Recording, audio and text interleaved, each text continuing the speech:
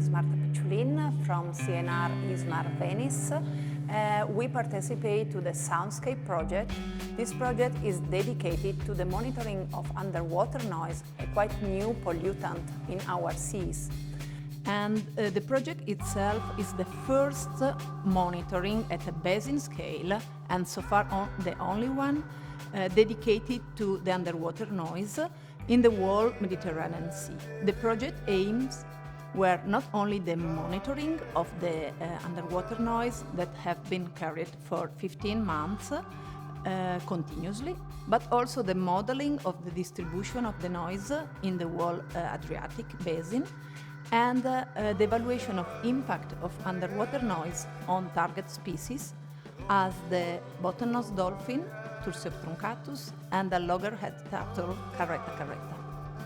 Additionally, a dedicated tool was developed in order to evaluate a marine spatial planning frame for evaluating mitigation and managing measures for the area.